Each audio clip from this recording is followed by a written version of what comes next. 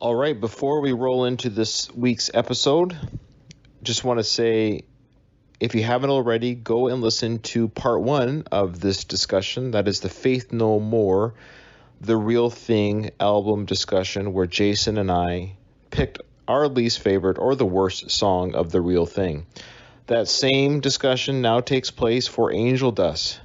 Just like how part one ended sort of abruptly, because when we originally recorded, we didn't think it was going to be a double episode, but it was big enough that I think it warranted a breather, time for people to marinate in our discussion and see how we do things before we tackle what we both feel is the greatest Faith No More album ever made, let alone one of the greatest albums ever made in music history.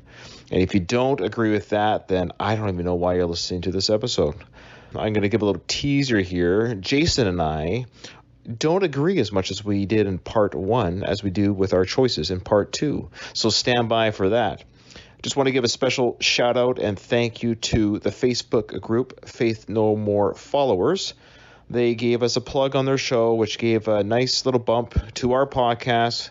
We are very, very, very grateful. And we're a very small podcast. Our listenership is just enough where we wonder why we do the show. It's that small. Thank you to all those who do listen and who listen to part one. If you haven't listened to part one yet, go back and listen to it.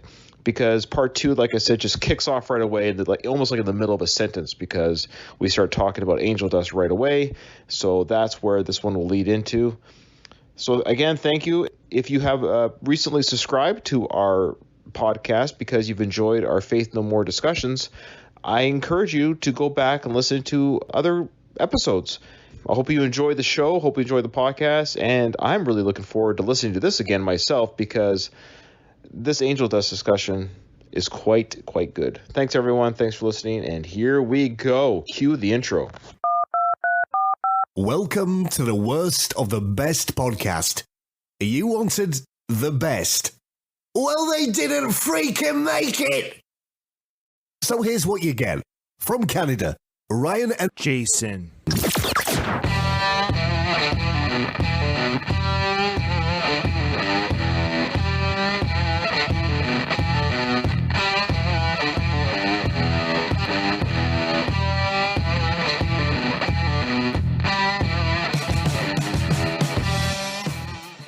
And what will transition to Angel Dust. But another thing I want to point out about these albums is the production value. So the production value of both these albums, but let's just finish off production value of that album, The Real Thing. It sounds like it could have been done yesterday. And there'd be very little really that you would want to change on it. My question is, and I've heard albums from bands that I've enjoyed throughout the years with like releases in the 2000s and now the 20 teens or whatever, artists who have had success in other bands or what have you. I'm always surprised about sometimes how bad some productions sound. I'm like, why is it so hard to have a good sound? This was 1989 and they figured it out then. Why can't bands have a high-end production? Like, does it just cost that much more money to sound? I don't mean overproduce. Just make it sound good. Yeah, sound like you actually used an equalizer in the studio. Yeah, I've heard some artists who are big time artists, flat. And I'm like, why does this not why is everybody playing in a tin can? I don't know. All right. Now, having said that, Angel Dust. Yeah, it takes this production, not just the things that they did, but the sound that they were able to get.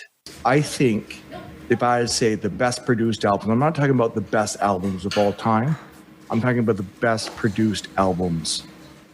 I honestly think Angel Dust has got to be the top 2 or 3 albums in music for production value. They have so much going on, but yet it sounds everything. You can hear everything. The Real Thing, you can hear the bass, you can hear the drums, you can hear the guitar, you can hear the synth, you can hear Mike Patton. You can hear everything distinctly, and the way that it's put together is amazing. And then they took it to a whole new level with Angel Dust. It's got to be one of the best produced albums, technically produced albums of all time. Top 3 or 4 in my books. If I had to do a top 5 album, this would be on there somewhere. Like you can only take 5 albums with you to the next life. Angel Dust has to be on there if you know what's good for you. We're not subject matter experts, and we don't claim to know the history of everything. However, we know that Mike Patton was part of that experimental high school group called Mr. Bungle, and Mr. Bungle released their debut album after The Real Thing. And so people that were fans of The Real Thing, and if Mike Patton in that, were like, oh, Mike Patton's got another band called Mr. Bungle, and myself included at the age of 15 when it came out, I thought, oh, Mr. Bungle's debut album. And I remember listening to Mr. Bungle, I'm like, what the world is this? It was completely insane. And I know that it has a following, and I can listen to it now as a mature adult and understanding music and how it works and stuff. But as a teenager, I didn't understand it, and I didn't get it, though I always appreciated Mike Patton's insanity as a person.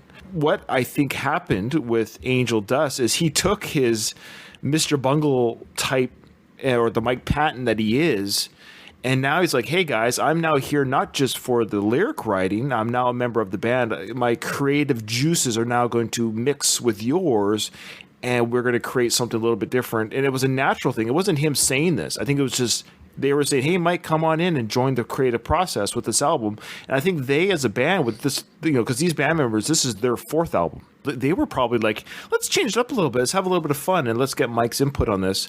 And then lastly, this is where Jim Martin was like, I don't like where this is going. Yeah, which is really unfortunate. Yes. I think for the band and for the sound and the image, because even Jim himself had that unique look to him and that unique guitar sound. Talking about Mike Patton's stamp on this album, I would like to know what they would consider his stamp, because I'm looking at the music. He really only, as far as the music goes, he wrote lyrics for every album. I'm sorry, for every song. But his musical is like 4 songs. I'm reading 4 or 5 songs, music-wise. Well, we can go through when we go through each song. Sorry. I'm just looking at the track list, and I didn't quite catch his name, but he actually did, yeah. His hand is on every song. Yeah, well, we can go through it quickly, and you can see which songs are more Patton songs, and for obvious reasons, how they sound. Well, let's just get into it, because it starts off with Land of Sunshine. Land of Sunshine is such a great, fun song, and it's a great track opener, and it's a nice way for the Faith No More fans of The Real Thing say, oh, great, a new Faith No More album, here we go. So they listen to this, and they're like, yeah, this makes sense. This makes sense, what I'm hearing right now. And it does make sense, and we'll get into how quickly it stops to make sense right after that song. Like I talked about The Real Thing, and I remember on my scout trip listening to it over and over again. So by this time, we had our Ghetto Blaster. Remember our Ghetto Blaster that we bought? It was a Hitachi, was it? The Hitachi had the double tape deck. Double tape deck. You knew double tape deck, man. So you could record tape to tape, and CD to tape. When you were able to record CD to tape, you were just like, your Sony Walkman became an MP3 player. Yeah, we were able to do our own track listing. Playlist. That's right. We did our own playlist, and then we had to go buy the longest mixtapes we could find. Like, remember you could buy like 100-minute tape. Being able to record onto those tapes, yeah, it was like a mind-blowing experience, because you could just do your greatest hits, whether it's all the love songs or whatever, your mixtapes that you can. Oh, this is the romantic mixtapes. Yeah, that's right. The slow song with the girlfriend's in the car. You play the GNR ballads. Then when it's your buddies, you're playing all the hard stuff. Yeah. So anyway, I remember grabbing the CD, going into my room. I still can visualize myself, Ryan, right now. I'm reliving it. I put the CD into the Hitachi Ghetto Blaster that me and you bought. Remember the times when you used to actually open and look at the booklet and read? For young listeners, this was 1991. This was 28 years ago. The aesthetic. 92, right? Sorry, my bad. So this was 1992, 28 years ago, and the aesthetic of holding the CD and opening up the liner notes, reading on the liner notes who wrote what, the lyrics and music by so and so.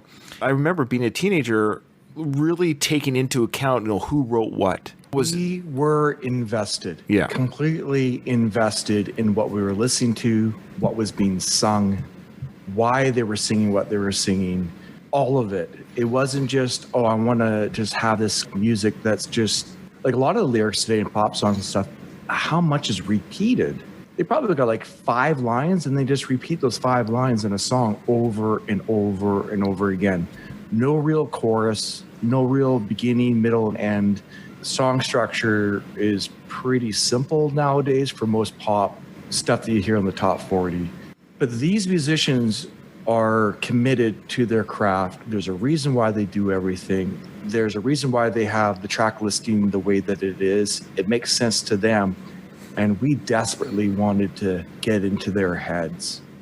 We desperately wanted to understand why they wrote the lyrics that they did, try to somehow gain an understanding of these people that we admired so much and gave us so much fun and happiness in our own life and entertainment. I remember lying on the floor, the CD booklet in front of me, pushing play from beginning to end, and I was in shock. And it started with Land of Sunshine, and it didn't stop.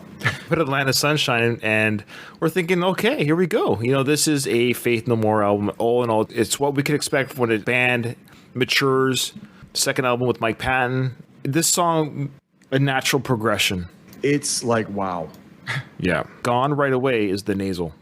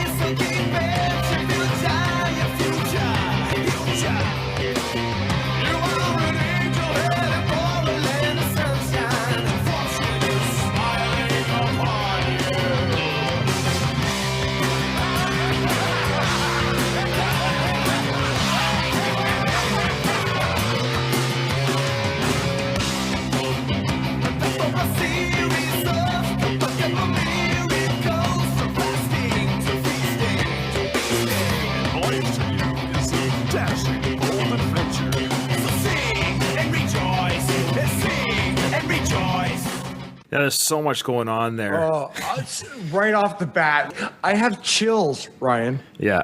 I have chills. His vocals are already up, down, slow, fast. Yeah. He does that Mike Patton's, I don't know what to call it, but the way he phrases it. Then he does the cackle laugh, that maniacal laugh, and then he does the almost jovial sing and rejoice. Everything is just, it's a circus. We're what, 30 seconds into the album? 1 minute. It's 1 minute to this album. One minute. Yeah. 1 minute. And this is more than just a progression. This is a massive leap. Strong song structure, vocalization of the lyrics, the phrasing, the samples already are in there.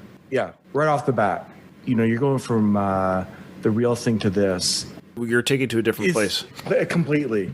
What I meant by natural progression too, though, is what I was saying. It's a leap above. You're not surprised. You're not. Yeah, you're like this. Surprised. Yeah.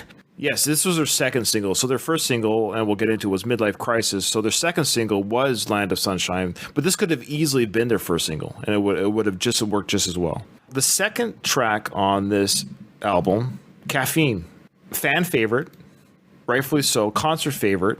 But when we first heard this in our tender young ages of teens in 1992, I would have been 17, you would have been 19. We were very seasoned metalheads, and at this time we should also note that we went back and got the back catalog of Chuck Mosley's Faith No More, and I remember enjoying those quite well. We reversed engineered our fandom of Faith No More. I mean, we were introduced with The Real Thing and then went back not knowing that they had 2 other albums. We just weren't exposed to that or knew that Yeah, there's no internet back then. We didn't know. We just picked up these albums like, oh, it's a different singer. As the Chuck Mosley syndrome will do, you're like, what? That's not Patton. But then once you recognize, hey, this is just good music with a different singer, different style, different attitude, it's just fun music. And especially the Introduce Yourself album has some incredible songs. Chinese Arithmetic, and Song, R&R, Blood. Those are some wicked good songs on that album. Like, just amazing rockers. But what I love when Mike Patton does those live, he kind of mimics and keeps the same tone as Chuck would do. Yeah. which is a nice way of him saying he doesn't try to just drown Chuck's vocal abilities. He still makes it kind of Mike Patton-y Chuck-like. Okay, so the second track, Caffeine, should note who wrote this, and it's this is what I'm saying. So the first song was written by Gold and Bottom. That makes sense. Roddy Bottum and Gold. They're the primary music writers for every Faith No More song. So the second one had Patton's influence, or Patton has a musical writing credit. It makes sense, as we'll find out right now. So I remember when I first heard this, I'm like, what is happening? Those poor dogs. Yeah, those poor dogs.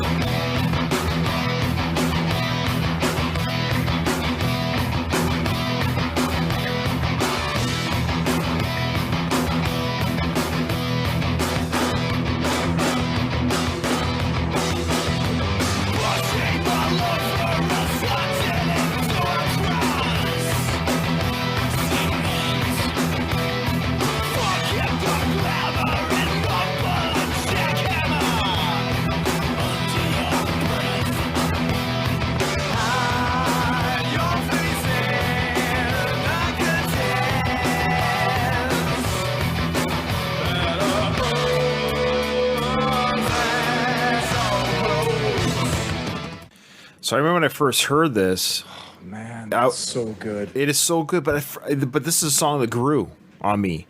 Because when I first heard it, it wasn't that I didn't like it, but I didn't understand. I was but a child, and Mike's making you grow up real quick. Yes. And we'll get to the part of the song that everyone loves. So the part that just blows you away. And I will say to you who are new to Faith No More and might not recognize or understand this music, Patton is about to scream in your ear. And it's crazy, insane.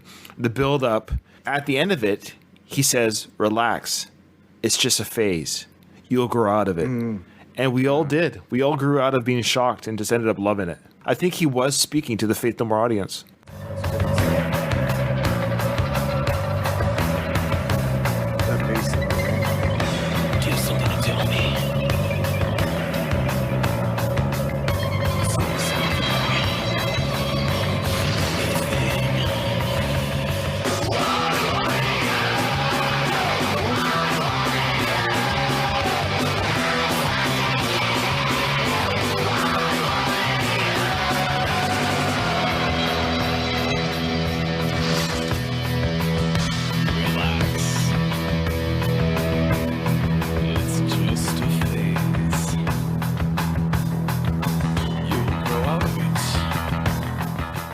I love that. And I heard you say the bass line. Yeah, the bass. I mean, just that whole song. Let's be honest. Neither one of us are picking that as our worst. It's like there's just, yeah. No, of course not. No, we don't like the shorthand too much, but no suspense on that one. Yeah. Or Land of Sunshine. I'll leave it at that. I would say that. I will say this for this album. This one was hard. This was one of the hardest ones I've ever had to pick. You have to pick a song again that you have to get rid of because that's the rules of the game. Right. Going back to Caffeine here, the very beginning with hearing those dogs, it was a little bit disturbing at the time. I mean, now I know it's just sound effects and stuff. Yeah, no dog got hurt in the making of the song. But I actually don't know. Is it true? No dog was hurt? Well, I don't know. They killed a fish in the Epic video, and now they're beating dogs for this song. I mean, just the whole thing, right? You have those dog sounds, and it kind of elicits a certain response, and then the song itself, and his ups and downs, and his crystal clear scream singing. Yeah. Already, these first two tracks, I don't want to say blowing away, but the real thing, like there is such a push.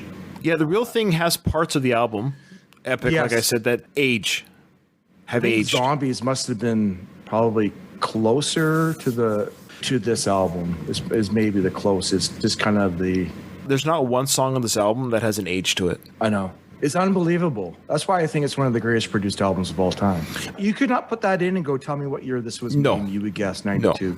I could go to some 22-year-old person who's never heard of Faith No More but thinks they're pretty up on metal or rock or whatever music, show them Caffeine and say, this song just came out this year. Okay, cool. Yeah, okay, interesting. Not my thing, but I could see how it got released. No, it was released 28 years ago. Right. Everybody can kind of tell, like a Led Zeppelin song. Yeah. Sure, as great as they are, you can tell that it wasn't done in the 2018s. Greta Van Fleet tries to change that on us, but they're not fooling anybody. Especially live. They're not fooling anybody live. oh, Anyway, I don't want to go down that. I don't want to go down that road. all right. Their first single and the third track on the album, Midlife Crisis, and again, unlike what Epic did for me, for whatever reason, well, because the song was just amazing. This song has not tired me over the years because there's just so much that goes on in this song. Sometimes singles are safe songs in a way because they try to draw in a big audience. Right. But this song, yeah.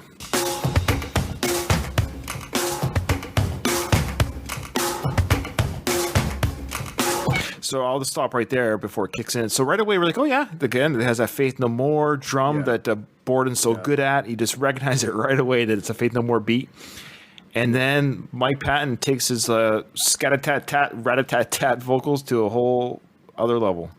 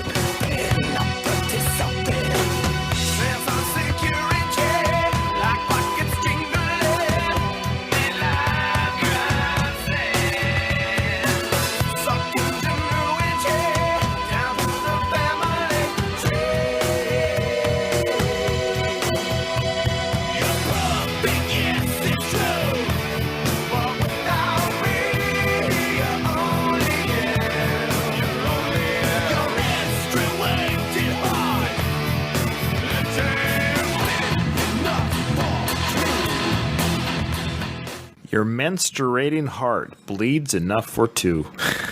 It's unbelievable. The way he phrases, I'm not sure if that's the wording to use, but the way he phrases his lyrics, there's singing, there's kind of talk singing, then there's straight singing. When he's writing these lyrics, I would love to know if he knows how he's going to sing those lines while he writes, or is this something that he has to come up with later? Because to be able to phrase these lyrics so differently from one line to the next is genius. It is genius. To give a shout out again to the Faith No More podcast Croissant, and I hope they're listening. I hope they've given this a listen because they're huge Faith No More fans. They explain that process that Mike Patton does to write, because Mike Patton has been asked over the years, what did this lyric mean or what did that mean? He kind of writes his lyrics like an instrument, and so he does know kind of how he wants to sound, I think, when the song is being done. So he does write to how he wants to sound, I think. So sometimes his lyrics don't always quote unquote make sense. He says don't read too much into them all the time because he is using his vocals as a sound. And so that this song, I love how he does that beginning part. It sounds like he's singing inward. I don't know how to explain. Like he's right. I don't know how he does it. He makes it sound cool. Yeah, because he is cool. He is pretty. He's 23 here, Jay. He's 23 here. When I was thinking about him and his approach to this music, it's obvious that he is musically a genius, or at least a creative genius. I don't know if it's like a musical genius thing, but he's a creative genius. And I love about he's weird. That's the thing about some geniuses. Like, he's odd and weird, but he's extremely intelligent when it comes to creativity. It's the creativity. Yeah, I shouldn't say necessarily musical genius because, I mean, that might be overused too often when we talk about people that we're fans of. Right. But it's pretty clear he is a creative genius because he's not just singing a song. He's not just writing lyrics.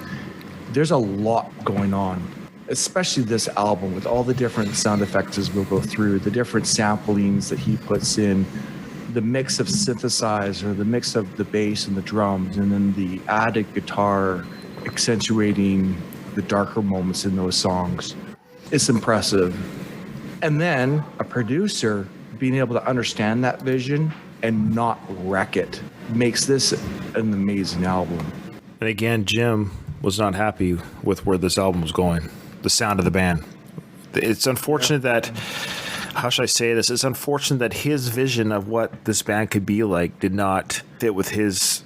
He says right here, I quote, following the success of the previous album, The Real Thing, and its subsequent tour, Faith No More took a break for a year and a half before beginning to work on the new follow-up, Angel Dust. During this time, Mike Patton rejoined his high school band, Mr. Bungle, to record their debut album. This situation had an effect on the band, since drummer Mike Borden thought the writing process was like the state of a magic slate having been completely covered in writing, and there was not any more room for any more writing on that slate. So we all went and said, all right, and erased everything and started writing new stuff. So it sounds like the band, maybe without them saying it was Mike Patton, but the founding member of the band, Mike Borden and Roddy Bottum, the guys that were there at the beginning when it was called Faith No Man still, it sounded like they got rejuvenated with Patton's creativity. We're talking about creativity. They reached a new level. So they all decided, quote, to not play it safe on this album, instead take a different musical direction, much to the dismay of guitarist Jim Martin.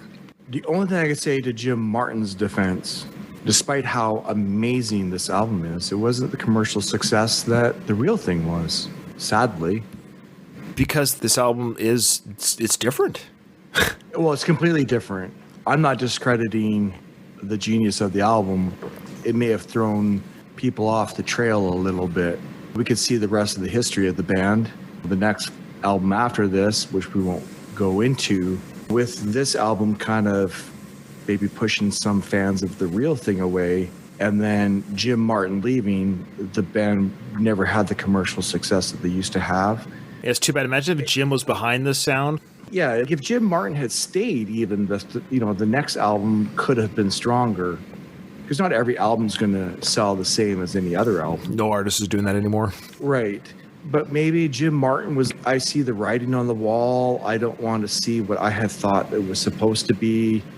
I could see how this maybe alienated some of our earlier fans. I don't know enough about him. Maybe he felt disgruntled that Mike Patton was putting up with this amazing. Maybe he just felt like he was being pushed aside. I think if he had been on board, like, oh man, this is amazing. I love everything. I love how everything's sounding. Yay! They would have loved to have him stay on. I think it was just I think so. I think it was just a question of they had no problem with Jim's playing or his ability or his love of music. But I think at the end of the day, it was artistic differences. And I think the band kind of chose Mike over Jim. Why wouldn't they? Mike's a star. He's a star. There's only so many Mike Patton. There's only so many type of front vocalists that just exude what Mike Patton does. It's hard to explain. Yeah, and the reality is Jim isn't fooling anybody. You're not the most technically amazing guitarist. Much of what you're doing is somewhat simple as far as guitar playing goes. No one started playing guitar because of Jim Martin. Probably. Not very many. Yeah, you probably count on your hand the amount of people that picked up a guitar because of Jim Martin. Probably the same amount of people that started singing because of Chuck Mosley. And probably the same amount of people that started a podcast because of you. You're one. I know, I'm one. So you got 4 more fingers to go. I think my other co-host, Andrew, actually might be too, actually. He says he might want to start his own podcast too now. So there you go, yeah. I probably won't start my own podcast, but I appreciate you having me on my maiden voyage. Yeah, you'll let me do all the heavy lifting. I appreciate that. All the editing and releasing and paying for the feed. Thanks, brother. Sounds perfect. You're affiliated Ruben's shoes nicely. I just slid right in. My job never changed. All right. Okay, next song, RV. And what does RV stand for again? Recreational vehicle. That's right. I have brain fart. I know it's the trailers, the mobile trailers. Right. Yeah, recreational vehicle. And I love this one. What should be a silly, maybe a throwaway song. Remember, I love all these songs, so you're not going to get my guess till the end. And I'm not giving it away by saying this. I'm just saying, RV is such a silly, different song. And you think, but it's about a trailer park trash dad. Every time I listen to the song, I see the music video that they never filmed in my head for the song. The story plays out, and you feel bad for the dude. Yeah, Mike Patton really creates a character here in this. Yeah, and the way the song again, it kind of starts off a little bit for me weak, and it might be this is an easy target, but the way that they finish the song, yeah, strengthens the song. I love how Mike sings at the end. Let's get to that right now. Yeah, yeah.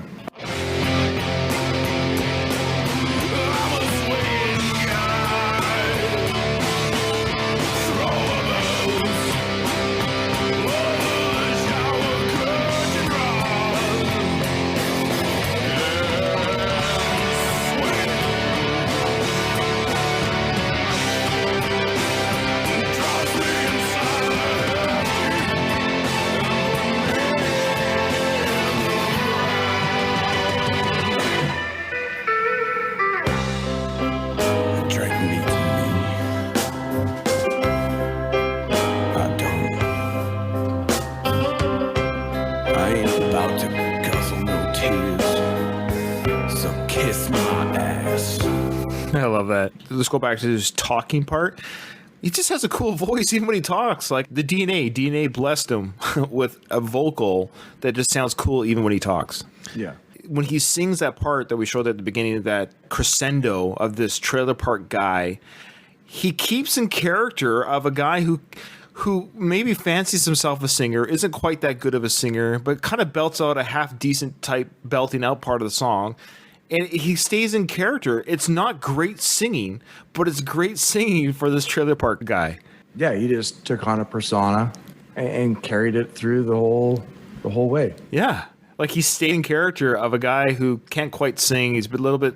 I just love how he does that, bellowing out, the moment in this guy's life where he's showing the world that he can, what he thinks is singing and his moment to shine. Also, the band itself, I mean, it's very different than the way many of these songs are put together with tons of sampling, sound effects, that typical Faith No More bass drum rhythm section. It's a very just stripped down sound that separates itself from the rest of the album, but stays in Faith No More character. Yeah.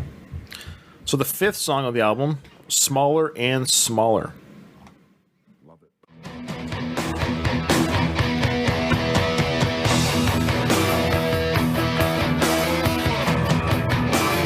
Love that darkness.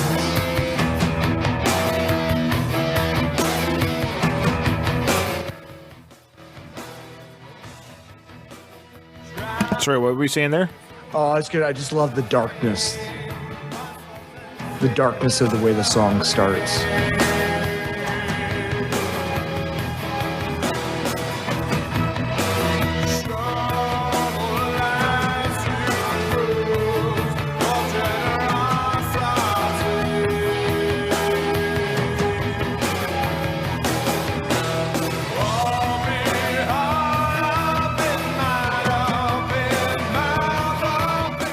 So again, another non-conventional type sounding song.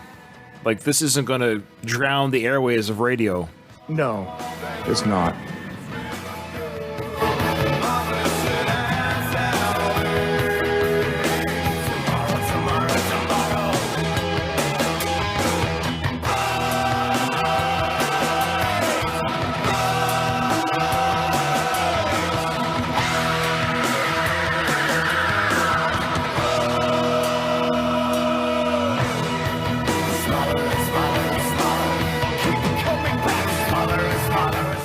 I love the kind of dark foreboding of that song. Yeah, I do too. Because it's called Smaller and Smaller, and you feel claustrophobic when you listen to it. You feel like the song is closing in on you in a weird way. Yeah. Yeah, it's more of a darker song, especially coming after RV, which is kind of a jovial, fun song. This one comes in a very dark, sinister, and the screaming again, and you can hear the Mike Patton sound effect that he does. And I've seen him do it on stage on YouTube, where he's got that voice box machine or whatever, so he screams in it, he's able to warble things and go up and down with it and stuff. And what I'm finding interesting is Jim Martin, I think, felt with the direction of this album, not very, maybe highlighting some of his guitar, but as I listened to it, I mean, at the time, I remember when he had left, and I remember some of the comments as like he wasn't guitar driven enough. I think he felt dismissed from the rest of the band, maybe jealous of Mike's influence on the direction that they were going. But you couldn't have had this album without his guitar. yeah, it's prevalent in every song. It is. And so I think there's a jealousy thing there going on more than anything. I felt that way from the very beginning, and that's kind of what I'm leaning towards that too. And I hate that term because it sounds petty, but I guess they were still kind of youngish back then, 28 years ago. But I think Jim was probably pretty close to Chuck. I think they were the beginning of that band, and this is now the fourth album. Mike Patton, this kid comes in, this maverick Top Gun dude comes in and shows everyone how it's done, and he maybe felt like, hey, dude, we've been doing this long before you were, out of junior high. Right. Yeah. And Jim's a little bit more old guard. He's a little bit more old guard. I think, there might have been. This is my pet. Yeah. Yeah. So understandable. I don't begrudge Jim. It's just too bad. I think Mike did not drive Jim out. I think Mike might be eccentric. Mike Patton might be eccentric. He might be a little bit weird, but I don't think he's ever. He works with a lot of people. You don't hear anyone saying like Mike Patton's a jerk. Have you asked Axl Rose? Yeah, I know. But Axl Rose is no Axl, and I love Axl, but he's an easy target, man. And I think Mike Patton knew that. Yeah. Hey, here's some orange juice, Axl, if anybody knows that story. Yeah. That's Mike Patton being if Axl was a jokester back, it would have been gone anywhere. But Axl does not have a sense of humor, I don't think. I know. No, especially when it's directed his way. Axl likes Andrew Dice Clay. That's weird. He's got love it. That's weird. Wow, I think they're just friends. Yeah. Andrew probably likes Axl more than Axl likes Andrew. Like, I wonder what makes Axl laugh. But Axl Rose is a harsh critic on himself already, and I think anyone that adds to that, because we know he's a perfectionist. I think being a perfectionist by nature, whereas Mike Patton's probably not a perfectionist. I think he's just naturally pretty awesome what he does, but I don't think he gives a flying, you know what, if it comes out, however it comes out, he does it, he creates it, and moves on. Whereas Axl mauls over things and takes too long. He paints himself into a creative corner, I think, by doing that. Yeah, he's already self-critical, so if anybody's even remotely critical of him, is devastating. I'm sure Mike Patton has read reviews on his albums or heard them. Do you think he cares? Probably not much. No. So, yeah. Interesting. Fun little side. Yeah, sure. Small and smaller. Yeah. That's there's a part in the song. Let's see if I can find it really quick. Yeah, I love this part here.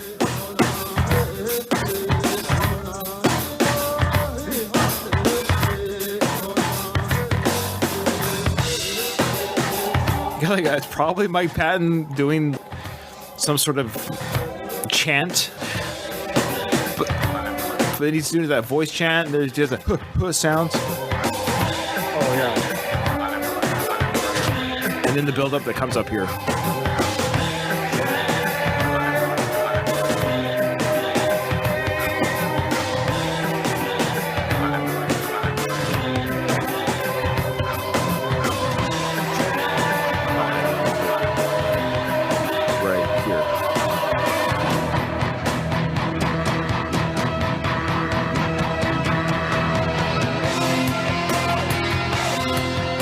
You're talking about Jim Martin and his guitar, Exactly.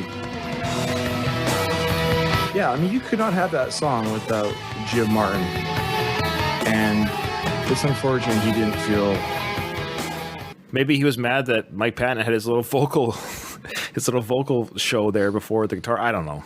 Yeah, a little bit more of a radio-friendly one kicks in. I believe Everything's Ruined was a single, if I remember correctly. Yes. Everything's Ruined, the next track on the album, and it was their fourth single from this album. Let's check this one out. I love this song. Again, the piano, it's Faith No More, and then Billy Gold's bass comes in.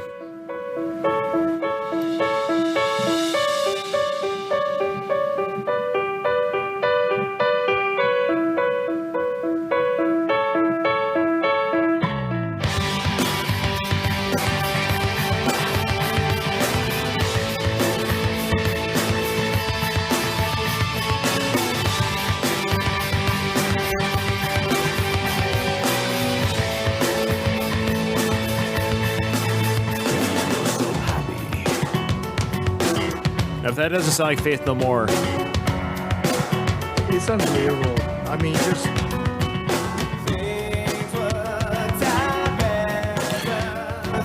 So I think there was a very creative choice to put this kind of near the middle of the album. They experimented a little bit with caffeine and smaller, it's a little bit dark, and this kind of comes in a little bit like, hey, don't worry, there's still very Faith No More, very bass and guitar, and this speaks to why it was a single as well. If this gets on the airwaves, it's still very Faith No More without shocking the audience, so to speak. Yeah, still a step up from anything on this album. Yeah. It's got that little bit of a bounce. It's got a little bit of pop. It's got like, you can kind of, I don't know about dance. Like, I'm not really a dancer, but you know what I mean? You can see people being able to gravitate towards this type of sound, listening to it in their car. Oh, yeah. I love this part here. Mike Patton's low singing that he does here. Again, very anti-nasal, and he gets it to a very low tone octave.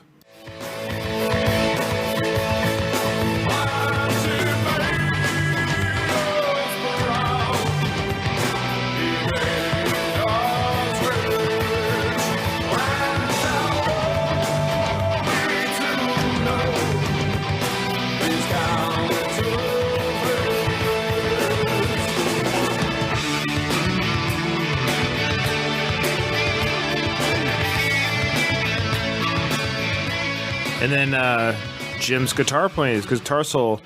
And I love that line there, though. He made us proud, he made us rich, and how are we to know he's counterfeit? I love that line, the way it sounds when he sings it. And then, of course, this song ends with, a penny won't do. Oh, no, a penny won't do. What it all means, I have no idea, but everything's ruined. Yes, everything is. It's definitely a safe, of all these songs on this album, it's definitely a safe radio song. At least one of the safer ones from the album, that is for sure. I think it's a solid song. I like the fact that he's almost just straight up singing. How I was kind of critical about a couple songs on The Real Thing, the way that he just kind of sang through it. I feel differently about the way that he sang through this song. He sounds like he's actually enjoying the singing. He's having fun with it. He doesn't come across as being bored. That's the only word I can really kind of use right now, but he sounds... Challenge, how's that? Yeah, he sounds challenged. It's not straight across singing, but it is more just a singing a song. I like it. Again, they give us that safe kind of, this is a single, and if you're hearing this album for the first time, going track by track, Malpractice comes in, it kicks you in the teeth. And a straight up Patton song. It's a straight up Patton song. And when you hear it, you're like, of course, this is all Patton.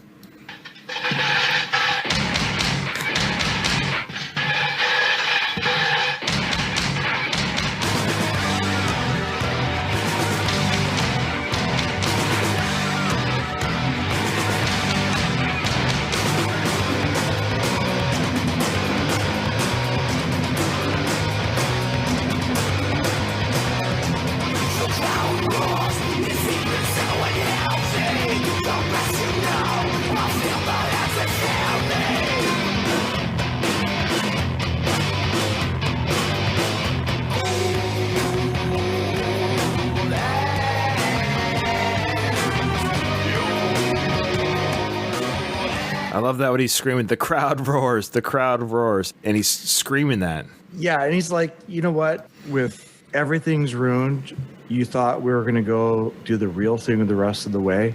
No. No, we're not. We're going to do Malpractice and carry on with Angel Dust. Yeah, it's awesome. Yeah, they remind you that you're on a different journey here with Angel Dust than you were with the real thing. Yeah, and I remember listening to this song for the first time, and I thought, are we in a torture chamber?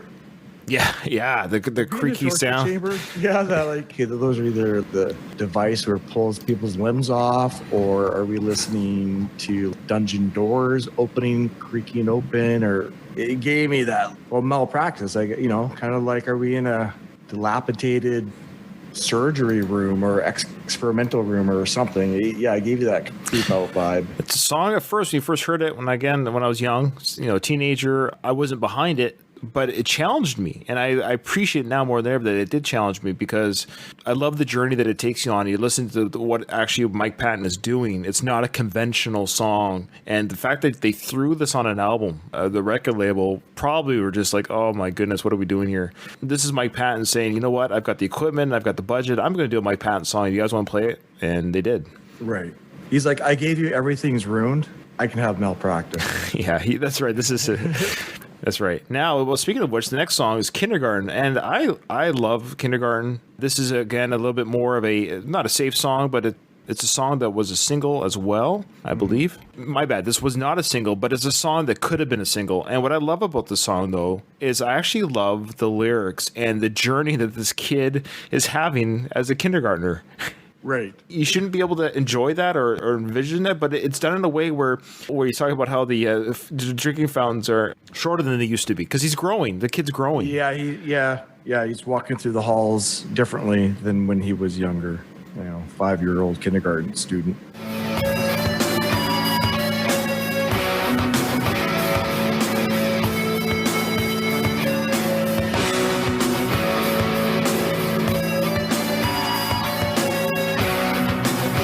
A very Jim Martin heavy song again.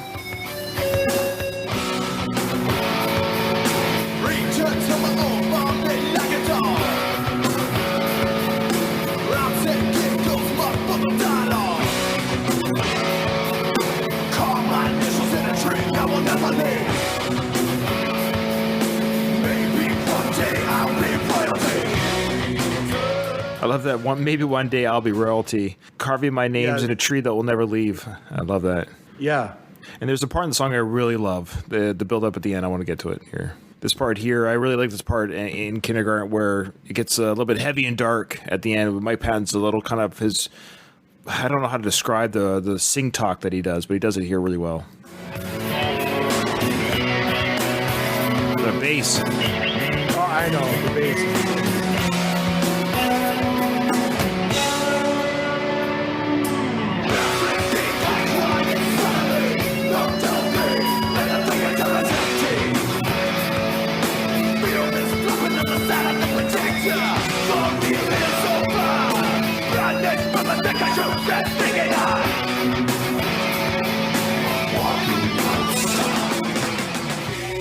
I love that, walking outside. Yeah, everything got quiet suddenly, no Dolby, and the theater's empty. Film is flapping on the side of the projector, the reel is over. Like, unbelievable storytelling. The way that he phrases that through his singing is genius. Agreed. Agreed, yeah. I love that. The 9th song on the album, side 2 at this point, if you're listening on tape cassette, is the song Be Aggressive. So this is another song of levity, kind of in the same vein as RV, is Be Aggressive. This is the one where you have the cheerleaders singing along in the chorus. It's kind of a fun, hokey song. It's a fun song. It's lighthearted. For those that know the song, know what it's about. We don't have to say it on our PG show, but here's a sample of the song.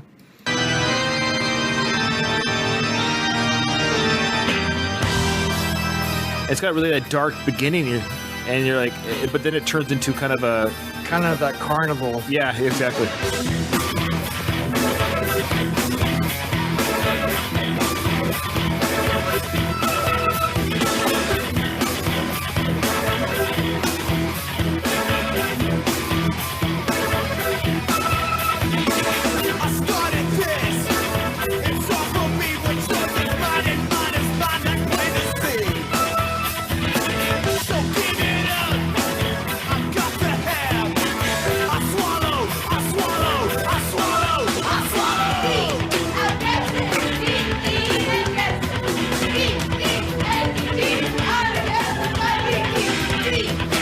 You can almost hear the girls laughing as they're doing this singing.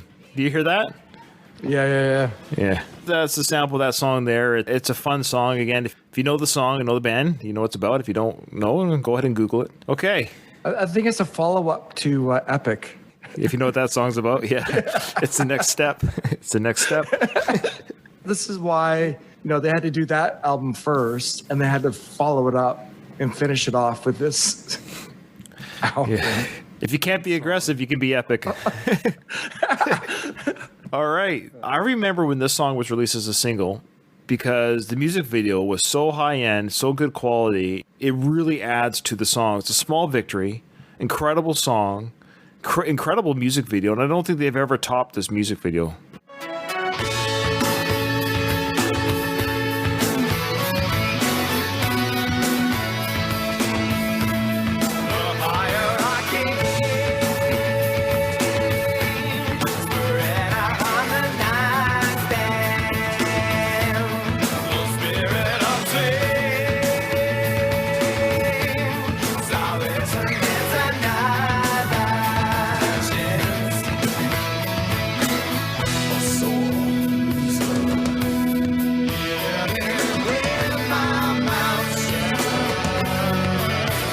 So Mike Patton sings the song pretty straight for the most part, but he does a lot of good vocal stuff, little patterns there. Oh, it is a very straight across singing for the most part, but it fits the song.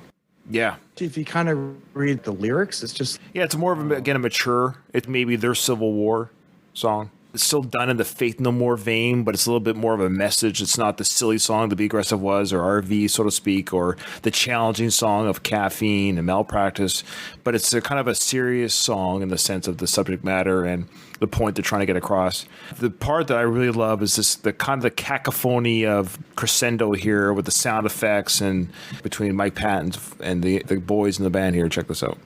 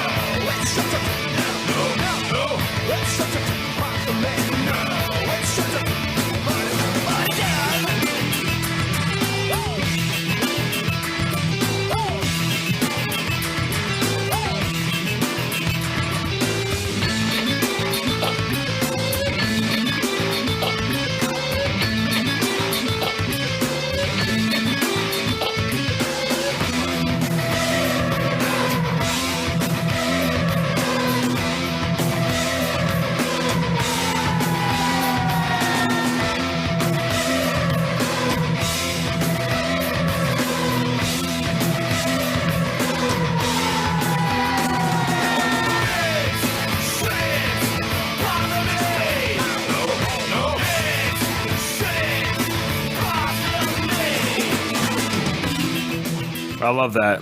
Yeah, the synth going in there, that extra effect that provides, as kind of a more hard rock, heavy metal background, but enjoying this band, it made having those keyboards on stage and in the song work, and it did feel cool. That song would be so different if they didn't have the ability to use those synthesizers to add effect. Let's see here. Who wrote that? Yeah, this was a band effort. Gold, Bottom, Borden, and Patton. The only one that didn't musically contribute, so to speak, was Jim. When they get the credit to music, people who know music writing better than me, I always wonder about this because obviously Jim had to come and do his guitars. I would suspect that he would, On this BMG rights management, it says songwriters include Jim. Now, music is one thing, and then lyrics is another thing. Small victory. On the Wikipedia, it doesn't show him involved in the music, but songwriters here, in this, what I'm looking at, it includes Jim. Yeah, well, it's always a collaborative effort. My understanding was they sent Jim the music, the parts of their playing, and then Jim would add his guitar. He wasn't there in the studio with them. Oh, okay. Jim was pulling an axle. I will say this next song is my favorite song that has Hitler in the title. Yeah. It's rare that Hitler can be brought up in such a positive way. Yeah. What a great title, Crack Hitler. Very Mr. Bungle title, let's be honest. That's Mike Patton title in that song. Oh, for sure. And of course he's trying to push people's buttons and they see that. He's 23. You think how young he is. Yeah. He's 23. Yeah, He's 4 years away from being a teenager. He's being a little bit punk, a little bit in your face, Crack Hitler. But I love how he says Crack Hitler in the song. He throws it in. I love the beginning intro. Again, Jim Martin's guitar play on the song. And he has the music credit on the song, so there you go.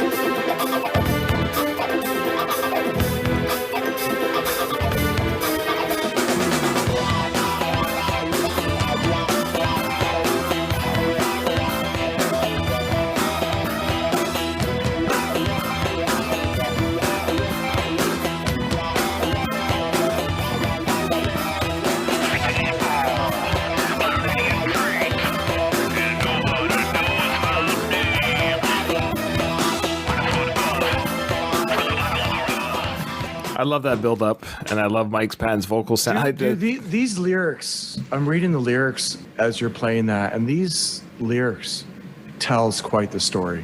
Well, just even that first part there, sing the 8-ball, buy the lady a drink, and nobody knows my name. Bodies float up from the bottom of the river like bubbles in fine champagne. Oh, wow. He's the one, no doubt, walking on the tightrope. He's the one, no doubt. And it just carries on. Another line, and a shadow called danger, hiding in the sheets and on the streets in the hearts of every stranger. Like these, yeah, it's quite the story. So here's when he does use Hitler in a song. It's in quotes. In regards to the usage of the drug, it modified my personality to the extent that I was highly irritable.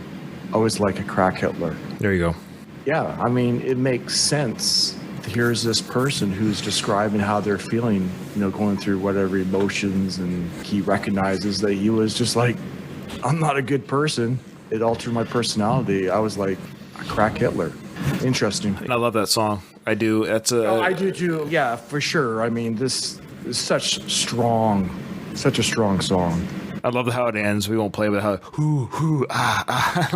Yeah. I always wonder how they come up with how do they decide they're going to do that? It's just I know, because if I walked around going ooh, people are going to look at me and go like, you're weird. But somehow these musicians can do it. They're cool. I don't. So this last song, the music is credited to Jim. It's just solely Jim. Right. And you would think this would be a Mike Patton production, so to speak. It's almost like Jim saying, you know what, fine, Patton, I'll show you, I can do your song type of song too. And I'll tell you what I love about this song, believe it or not, and it's just... Okay. Why are you laughing? Follow crack Hitler. Well, yeah, like do not Google the meaning of the song. If you don't, put it this way, if you don't know what this name could mean, I'll tell you. When I was 16, Stay naive. When I was 16, I didn't know what this meant. You gotta watch Silence of the Lambs to start to figure it out. I wouldn't even say the name of this. Yeah, come on, Jake. One. So the name of the song is it's the one that follows Crack Hitler. I'll leave it at that. My mom listens to this show, so you know what? I'm not even going to say the title. I can't even say it. So it's song number 12. There you go. It's song 12. It's the last song on the album. It's a closer. Now I know there's been other releases that had Midnight Cowboy and Easy and As the Worm Turns, but again, we're going with the original release of the album. Even so, even if Midnight Cowboy was on the original release, I think it was for us. It's a cover song from the movie Midnight Cowboy, and of course, Easy instrument, and it's an instrumental. And Easy is a cover song, and As the Worm Turns was a previously unreleased track from their first album, but with Mike Patton singing. Okay.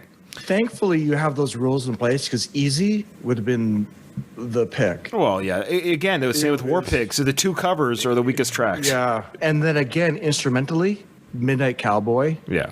even though it's a remake of a song, is very good. Yes. Musically. Which is rare on these albums when they just play music and it's actually good. But anyway. So here's a sample of the song JL. JL. You're a grown-ass man, Ryan. You can say it. This has a feeling of a Mike Patton sound, but it's a Jim Martin production. But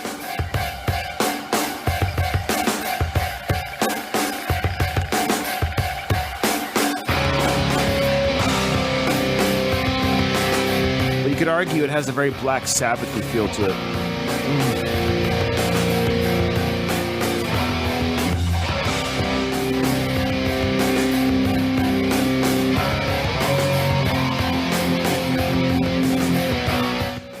There's two parts of the song that make the song amazing. This is why Jim wanted this song, because he wanted to do this. He wanted to do this once on the album. Patton comes in with some screaming that's just amazing, and then the Jim Martin crunchy guitar. And I think Jim just wanted to ride that crunchy guitar all the way through. Check it out.